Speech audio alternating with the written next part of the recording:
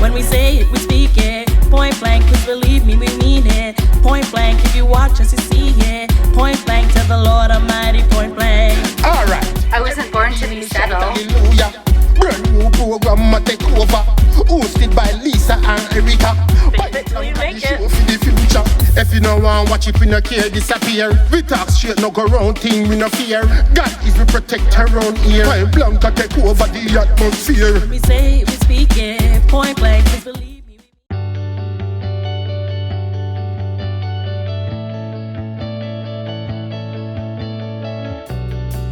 Welcome to Point Blank. Hi, I'm Lisa. I'm Erika. And today we're going to be talking about grief. And so the definition of grief is deep sorrow, especially that caused by someone's death. So tell me two stories of grief. Have you lost anybody close to you, anybody in your family or close friend? So I've lost like my grandparents and stuff, but I would say the one that really affected me the most was losing my friend Christina. Mm-hmm. She was 32 and she died in her sleep. Or I'm not sure if it was in her sleep, but I know she died in bed and she like basically her heart gave out. I don't know exactly the full details, mm-hmm. and I doubt I ever will. Like, it's just like there's a lot of secrecy around that. So, but yeah, I don't know. We had kind of grown apart for a few years. I think that made it a lot harder because, like, when we were close, we were so close, and we were like, people would tell us that we were like married couple and that we fought like we were married. Yeah. And so, yeah, that was really tough. And especially too at the time when it happened, like 2 weeks before, something like that, I had messaged her to see if we could meet up and get together, and she wasn't feeling very well. And she said she had the flu or something, her and her boyfriend. So I couldn't, yeah. And then, so I was like, okay, well, I'm going to this wedding.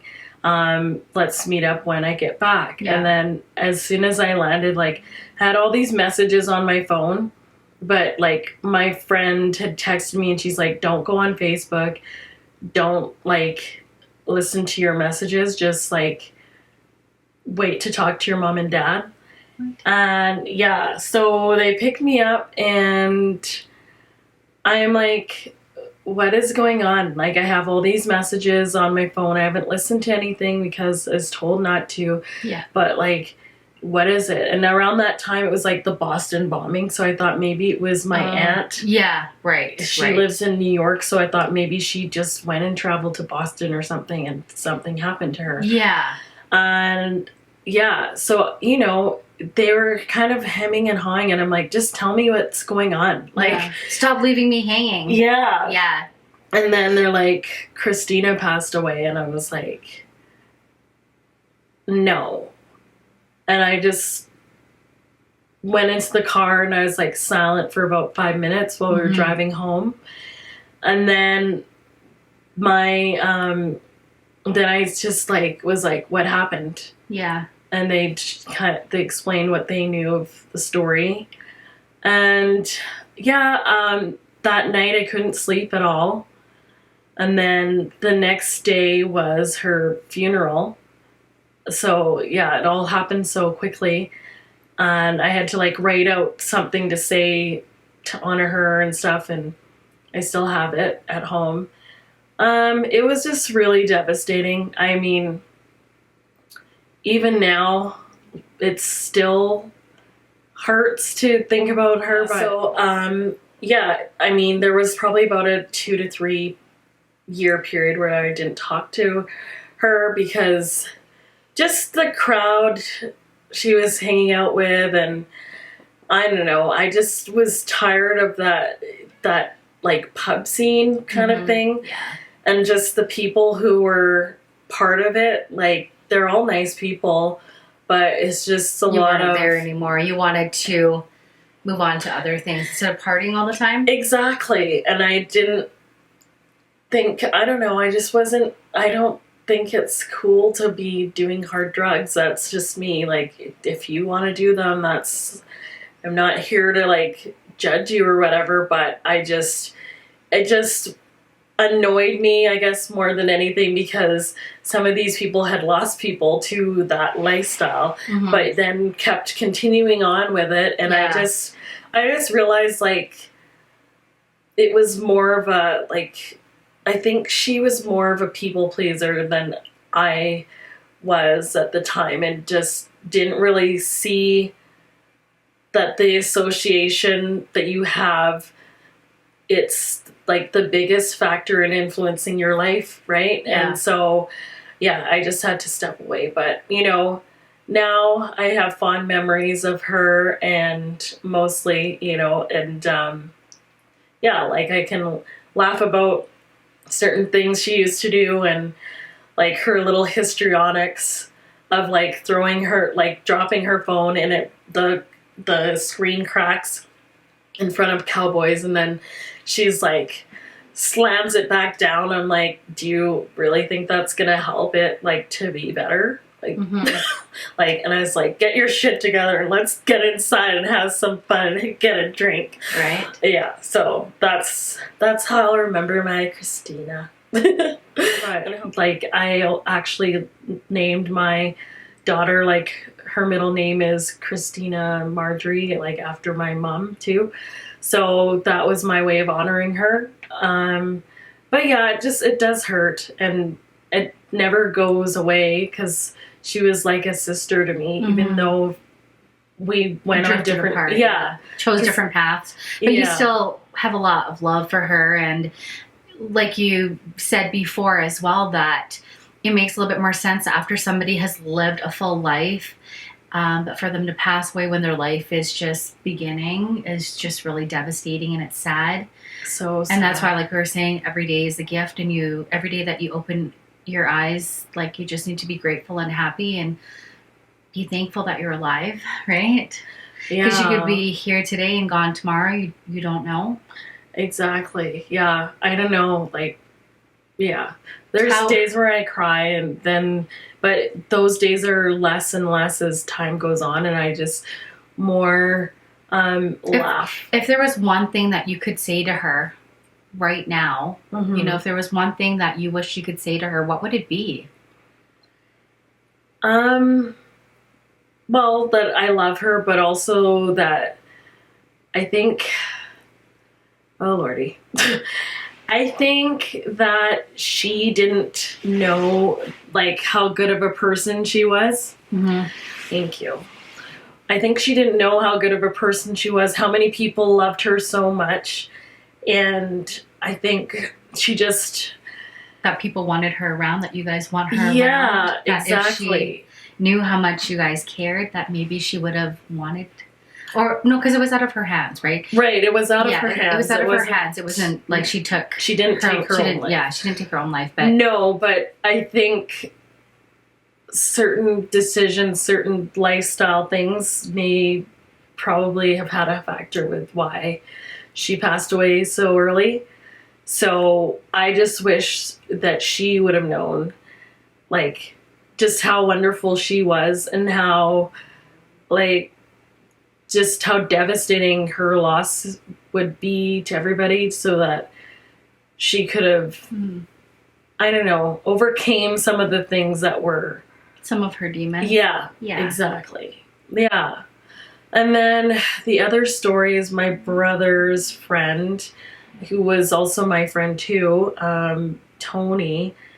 He passed away last year in September, and that was devastating too, because it was kind of a similar situation, but this one, it happened at his work.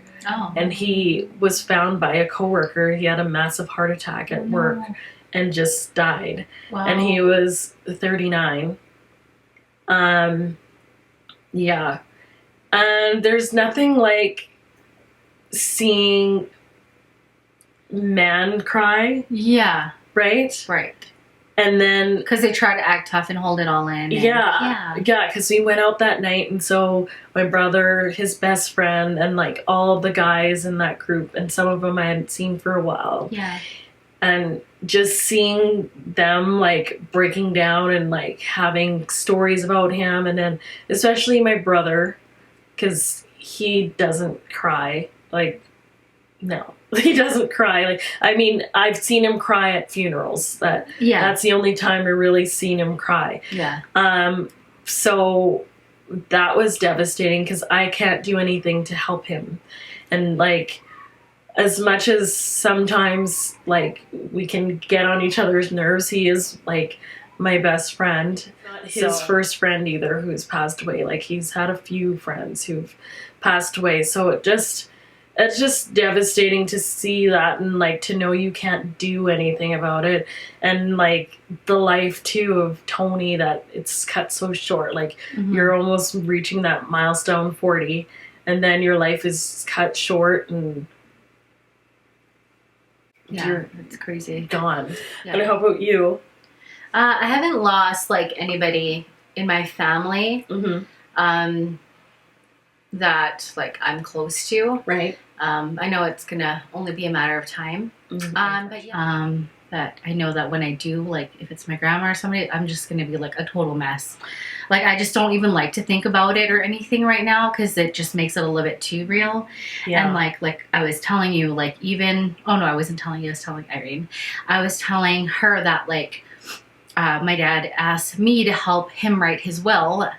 And it was just something that was just so hard for me because I didn't want it to become reality, even though it wasn't yet. But he's like, well, I need you to help me write it so that if anything happened to me, I know that you guys are good and that. He's so funny. He's like, and then my money doesn't go to the government. They've already taken so much of my money. And he's like, and this is my PIN for this. Make sure you draw out every single cent.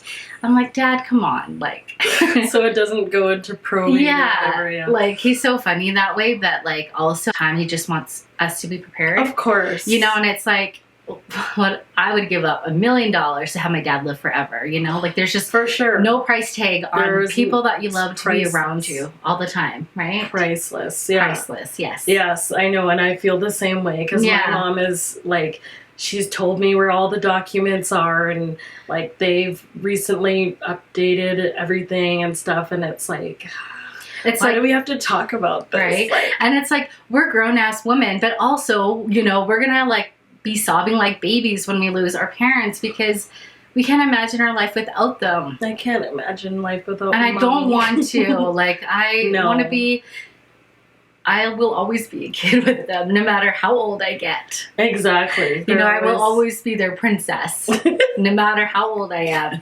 Even if I have my own teeth or not. Like, I just, you know what I mean? There's just so much. Like, you know, it's like, sometimes I freak out because I'm like, oh my goodness, like I'm getting up there. I'm getting old, right? And then I'm like, oh my gosh, but also my parents are getting older too. Like, it's freaking me out. Don't think about it, Lisa. Don't. I know.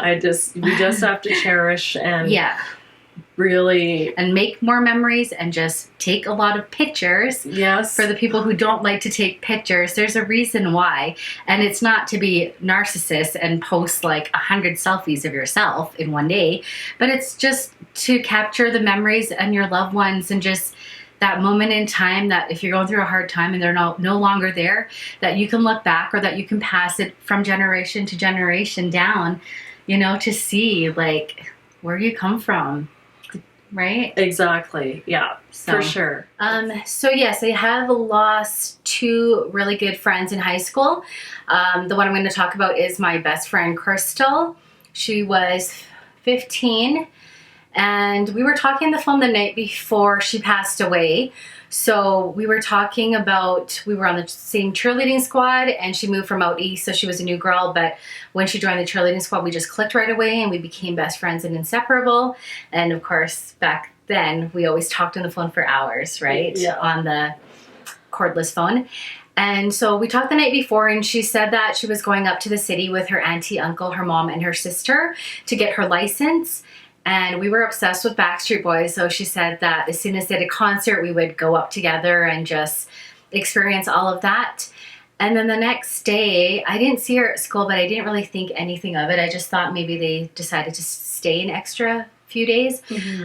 So then I called her when I got home, and I'm like the first few times there was no answer, right? And then when I called back, somebody answered the phone, and it wasn't her, and she just they just said, "Oh yeah, like we don't know what's happening right now. Like we can't really see much." And I thought it was just really weird, and I didn't understand because I was so young. Right. Went to school, and they're like, the teacher pulled me aside and was like, "Yeah, anyways, so your friend Crystal passed away in a car accident.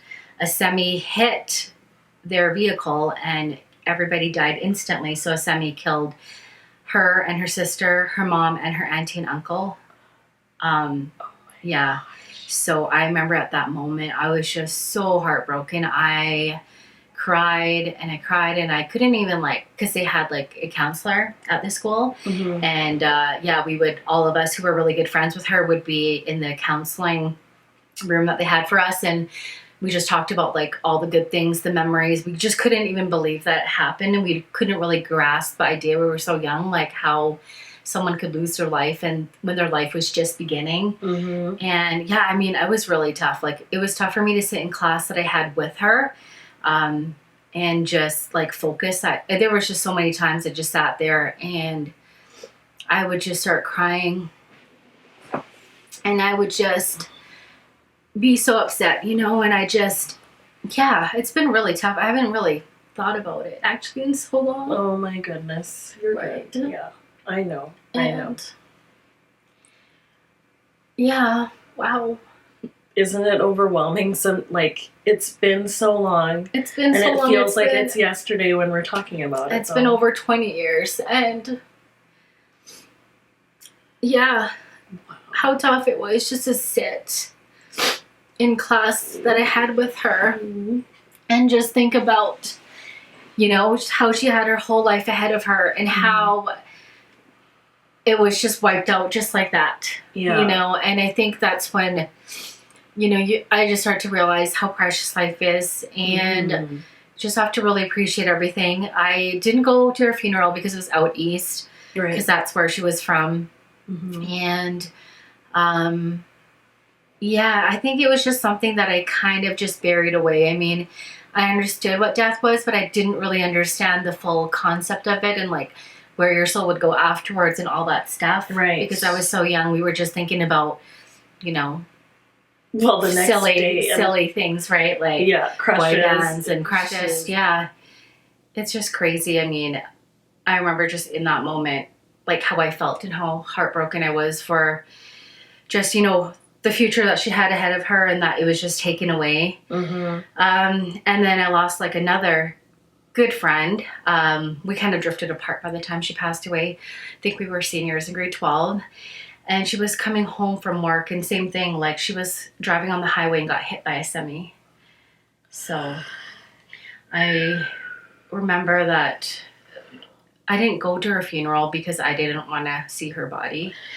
And it was just too tough for me. I was upset over it, of course, but we kind of grew apart. But we were best friends when we started school. And then, with anything else, you kind of find, different crowds and stuff like that. Right. So same thing. She got hit by a semi, and that was really devastating as well. And she had everything planned out. She was so excited about going to college, and that was really sad. So I think those are my only two stories as of now that I've losing somebody. And it's definitely not fun. It's not something that you look forward to. No. I know, my best friend, she did lose her fiance as well. And he was like a brother to me, and that was really tough as well. And I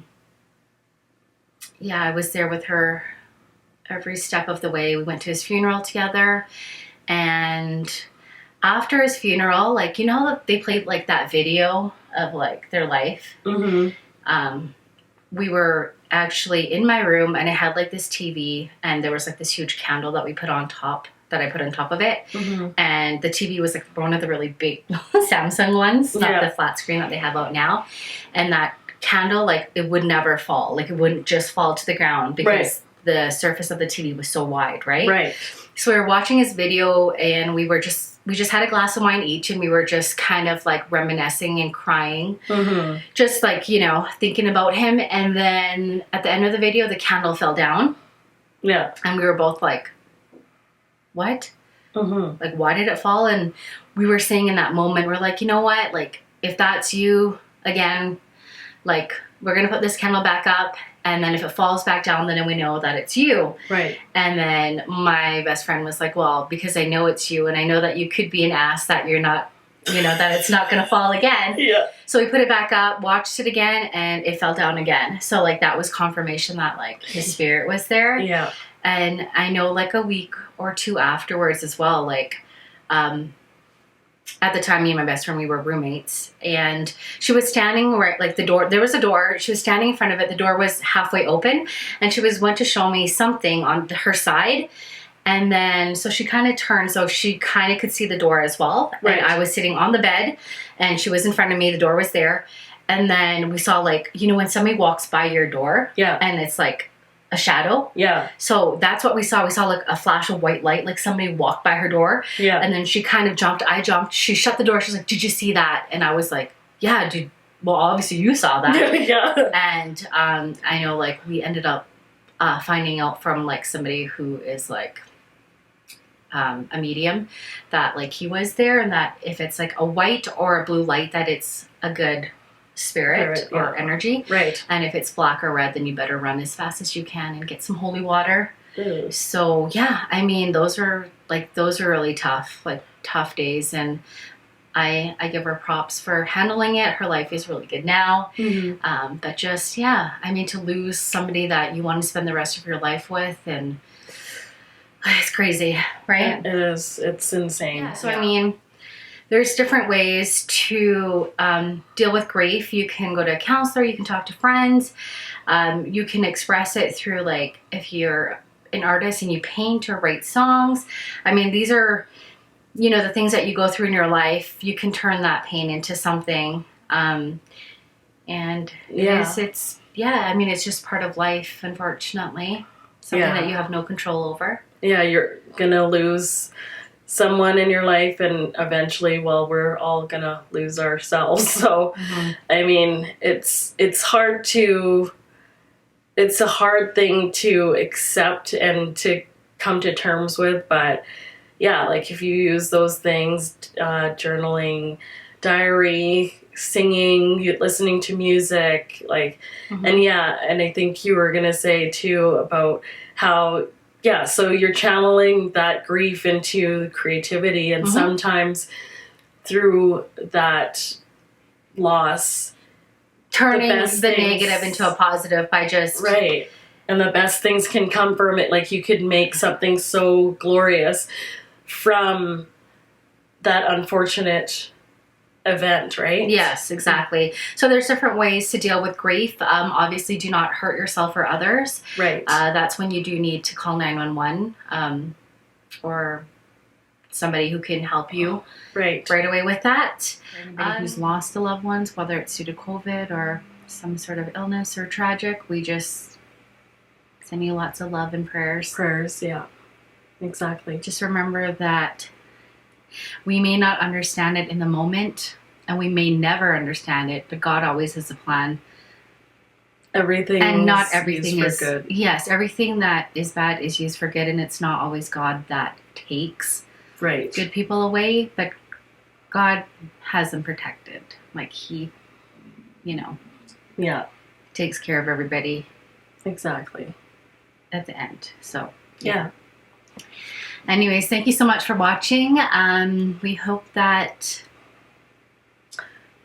you know, we hope that you didn't bawl too hard over our stories. It just brought up a lot of you know, memories and emotions that I feel like with mine I buried for so long. And it's not something that I really think about, but it is good to talk about it and just kind of get it out there. Yeah. And just realize that life is short, and you have to love the people around you, and you have to let them know. Exactly. Right? Yeah. So, anyways, thank you so much. We'll see you next time. Bye. God bless. Woohoo. When we say it, we speak it. Point blank, please believe me, we mean it. Point blank, if you watch us, you see it. Point blank, tell the Lord